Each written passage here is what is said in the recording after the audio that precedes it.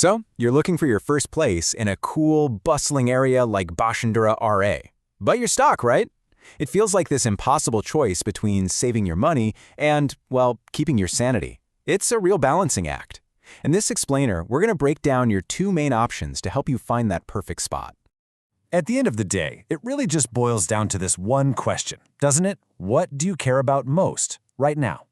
Are you all about saving cash, or are you willing to spend a little extra for that precious, precious personal space? This single decision is going to shape your entire apartment hunt.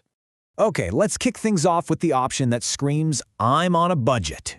We're talking about the one-room sublet. If saving money is your #1 goal, this is probably where you're going to start looking. So, what is a one-room sublet, really? It's pretty simple. You're basically renting your own private bedroom, but you're sharing all the common spaces, the kitchen, the living room, the bathroom, with people who already live there. Think of it like you're joining a pre-existing household. So who is this perfect for? Well, it's a perfect match for students who are trying to make every penny count, single professionals who are hardly ever home anyway, or really anyone who's just in town for a short-term gig. For these kinds of lifestyles, a sublet is just incredibly practical. And the perks? Oh, they're super clear. The rent is way, way lower. That's the biggest pull for sure. Your monthly bills are usually lower too, because you're splitting them with your housemates. Plus, a lot of sublets actually come furnished, which can save you a ton of money right at the beginning. But, and this is a big but, there are definitely some trade-offs. The main one is privacy.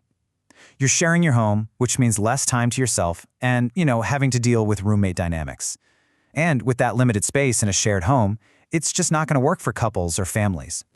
All right, so if the thought of sharing a kitchen with, well, anyone makes you cringe, then let's talk about option number 2, the studio apartment, your very own private sanctuary. A studio is your own little kingdom. It's completely self-contained. Your bedroom, your living area, your kitchen, it's all one big open space, and the only separate room is the bathroom.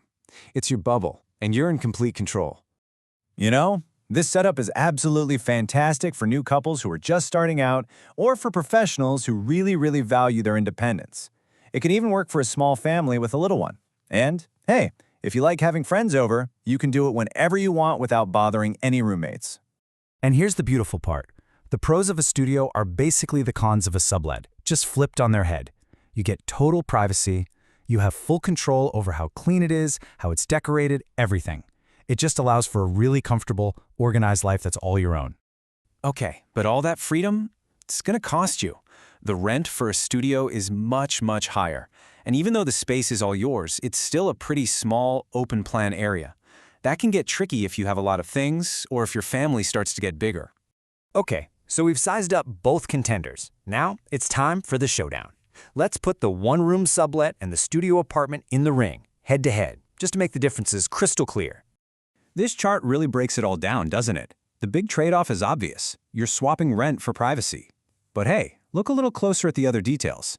See, guest accommodation? It's tricky in a sublet, but no problem in a studio. Or ease of furnishing, where sublets actually have a bit of an advantage. It's like a classic seesaw. You just pay more for total independence. And here's a flowchart to make it even easier. Think of it like a choose-your-own-adventure for renting in a place like Bashundhara R.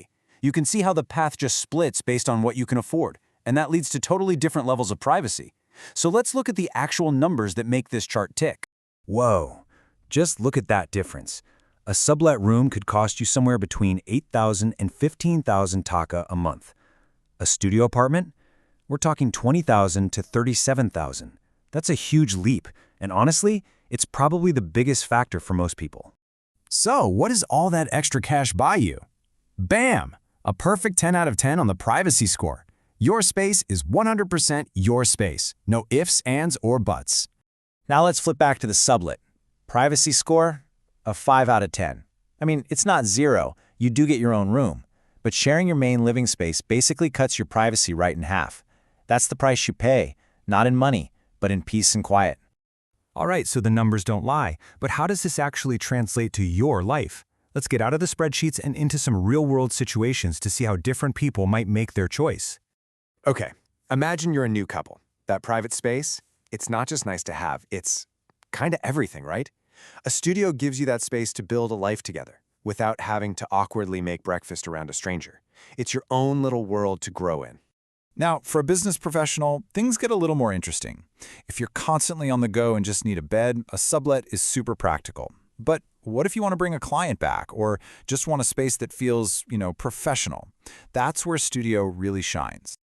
And what if you're a small family? Look, a studio can totally work for a bit, especially when the little one is really little. But you've got to be real with yourself. It's a short-term game. As your family grows, that open space is going to start feeling pretty tight, pretty fast. At the end of the day, this isn't just about rent or square footage. Your home is, it's your personal sanctuary. It's the place you come back to, your home base. The choice between a sublet and a studio is really a choice about what you value most in your day-to-day life. When it all comes down to it, there's no magic answer here. There's just the right answer for you right now. So I'll leave you with this question. What does your sanctuary look like? Is it a smart, budget-friendly launchpad, or is it a quiet, private haven that's all your own? The choice is yours.